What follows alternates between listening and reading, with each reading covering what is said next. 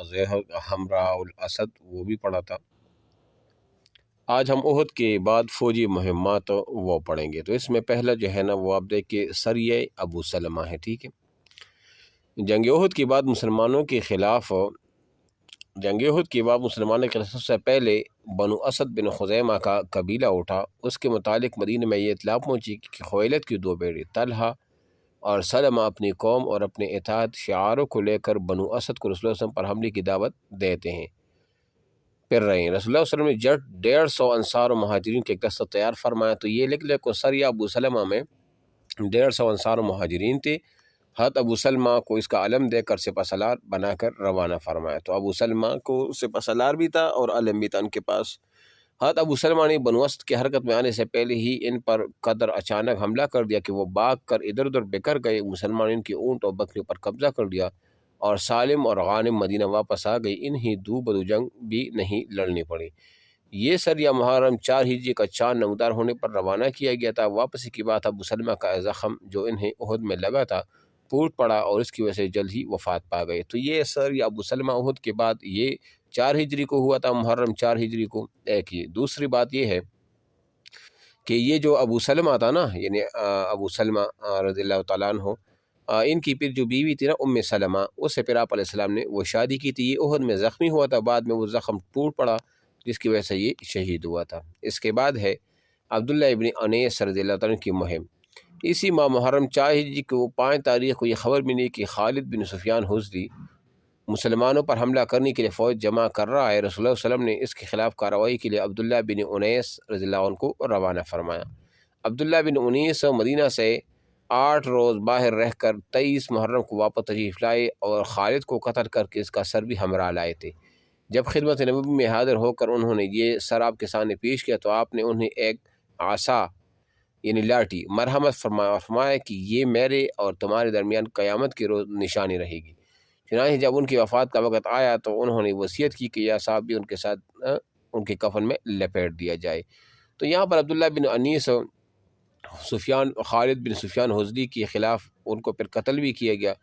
اگر سوال آ جائے کہ آپ علیہ السلام نے کس کو ایک لاٹھی دی تھی، عصا دیا تھا کہ قیامت یہ اور آپ کے درمیان میری نشانی ہوگی، تو وہ عبداللہ بن انیس رضی اللہ تعالیٰ عنہ ہوتے ہیں، انیس تھی یا انیس تھے، ٹھیک ہے نا۔ اس کے بعد ہے رجیع کا حادثہ، یہ بھی اہم ہے۔ اسی سال 4 ہجری کی ماہ سفر میں، تو یہ بھی ذہن میں رکھ کہ رجیع کا واقعہ یا جنگ جو ہے نا یہ 4 ہجری کو ہوا تھا سفر میں۔ رسول اللہ صلی اللہ علیہ وسلم کے بعد غزل اور قارا کے کچھ لوگ حاضر ہو، یہ قبیلہ تھا، اور ذکر کیا کہ ان کے اندر اسلام کا کچھ چرچا ہے، لہذا آپ ان کے ہمراہ کچھ لوگوں کو دین سکھانے اور قرآن پڑھانے کے لیے روزانہ فرما دے۔ آپ نے ابن اسحاق کی بقول 6 افراد کو، صحیح بخاری کے مطابق 10، لیکن یہ 10 افراد تھے، ٹھیک ہے نا، تو صحابہ تھے۔ ابن اسحاق کی بقول مرثد بن ابی مرثد غنوی کو، اور صحیح بخاری کے بعد عاصم بن عمر بن خطاب کے نانا عاصم بن ثابت کو ان کا امیر مقرر فرمایا۔ تو ان کے امیر کون تھے رجیع میں؟ یہ عمر خطاب کے نانا جو تھے نا عاصم بن ثابت، یہ امیر تھے۔ جب یہ لوگ رابغ اور جدہ کے درمیان قبیلہ حذیل کے رجیق نامی ایک چشمے پر پہنچے، تو یہ بھی ذہن میں رکھ لے کہ رجیع ایک چشمے کا نام ہے اور اسی نام پر یہ سریہ مشہور ہے۔ تو ان پر عدل اور کارا کی مذکورہ افراد نے قبیلہ حذیل کی ایک شاخ بنو لحیان کو چھڑایا، اور بنو لحیان کی کوئی 100 تیر اندازوں ان کی پیچھے لگ گئی اور نشانات قدم دیکھ کر انہیں جا لیا۔ یہ صحابہ کرام ایک ٹیلی پر پناہ گیر ہوئے۔ بنو لحیان نے انہیں گیر لیا اور کہا تمہارے لیے عہد و پیمان ہے، اگر ہمارے پاس اتر آؤ تو ہم تمہارے کسی آدمی کو قتل نہیں کریں گے۔ بعد عاصم نے اترنے سے انکار کیا اور اپنے رفقا سمیت ان سے جنگ وہ شروع کر دی۔ بالآخر تیروں کی وہ 4 سے 7 افراد شہید ہوئے اور صرف 3 آدمی حضرت خبیب، زید بن دسنہ اور ایک اور صحابی وہ باقی ہوئے۔ تو یہ بھی ذہن میں رکھ لو کہ رجیع کے واقعے میں 7 افراد موقع پر وہ شہید ہوئے تھے، یہ 3 بچ گئے تھے۔ اب پھر بنو لحیان نے اپنا عہد و پیمان دہرا لیا اور اس پر تینوں صحابی ان کے پاس اتر آئے، لیکن انہوں نے قابو پاتے ہی بدعہدی کی اور انہیں اپنی کمانوں کی تان سے باندھ دیا۔ اس پر تیسرے صحابی نے یہ کہتے ہوئے کہ یہ پہلی بدعہدی ہے اس کے ساتھ جانے سے انکار کر دیا۔ انہوں نے کھینچ گھسیٹ کر ساتھ لے جانے کی کوشش کی لیکن کامیاب نہ ہوئے تو انہیں قتل کر دیا اور خبیب اور زید کو مکہ لے جا کر بیچ دیا۔ ان دونوں صحابہ نے بدر کے روز ان کے سرداروں کو قتل کیا تھا، ٹھیک ہے۔ حضرت خبیب کو کچھ عرصہ بعد اہل مکہ کہ قید میں رہے، پھر مکہ والے ان کے قتل کا ارادہ کیا اور انہیں حرم سے بعد تنعیم لے گئے۔ جب سولی پر چڑھانا چاہا تو انہوں نے فرمایا مجھے چھوڑ دو، ذرا 2 رکعت نماز پڑھ لو۔ تو یہ بھی ذہن میں رکھ لے کہ قتل سے پہلے 2 رکعت نماز یہ خبیب کا سنت ہے اور یہ ادا بھی کرنی چاہیے۔ مشرکین نے چھوڑ دیا اور آپ نے 2 رکعت نماز پڑھی۔ جب سلام پھر چکے تو فرمایا بخدا اگر تم لوگ یہ نہ کہتے کہ میں جو کچھ کر رہا ہوں گھبراہٹ کی وجہ سے کر رہا ہوں تو میں کچھ اور طول دیتا۔ اس کی بات فرمایا اے اللہ انہیں ایک ایک کر کے گن لے، پھر انہیں بکیر کر مارنا اور ان میں سے کسی ایک کو باقی نہ چھوڑنا۔ انہوں نے یہ اشعار کہے تھے وہ یہ تھے۔ بہرحال نیچے آپ دیکھیں، اس کے بعد ابو سفیان نے حضرت خبیب سے کہا کہ تمہیں یہ بات پسند آئے گی کہ تمہارے بدلے محمد صلی اللہ علیہ وسلم پاس ہوتے، ہم ان کی گردن مارتے معاذ اللہ اور تم اپنے اہل و عیال میں رہتے؟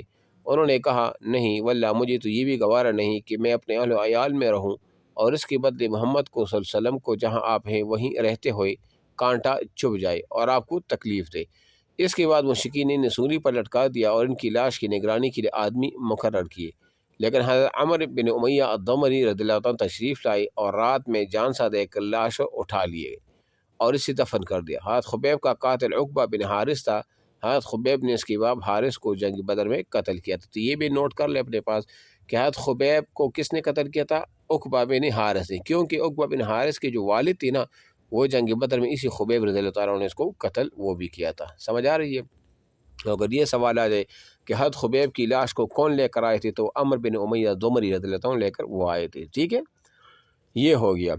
صحیح بخاری سے مروی ہے کہ خبیب پہلے بزرگ ہیں جنہوں نے قتل کے موقع پر 2 رکعت نماز وہ پڑھنے کا طریقہ شروع کیا۔ انہی قید میں دیکھا گیا کہ وہ انگور کی گچھی کھا رہے تھے، حالانکہ ان دونوں مکے میں کھجور بھی نہیں ملتی، یہ مطلب اللہ کی طرف سے تھی۔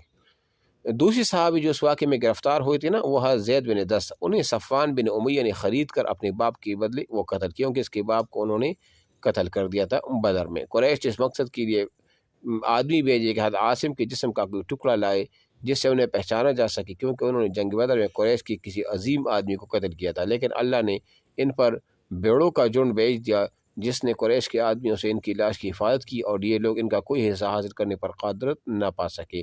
در حقیقت حضرت عاصم نے اللہ سے عہد و پیمان کر رکھا تھا کہ نہ انہیں کوئی مشرک چھوئے گا نہ وہ کسی مشرک کو چھوئیں گے۔ بعد میں جب حضرت عمر کو اس واقعے کی خبر ہوئی تو فرمایا کرتے تھے کہ اللہ مومن بندے کی حفاظت اس کی وفات کی بات بھی کرتا ہے جیسے ان کی زندگی میں کرتا ہے۔ اب اس کی بات ہے بئر معونہ کا واقعہ ہے۔ ٹھیک ہے، بئر معونہ کا واقعہ بھی اہم ہے۔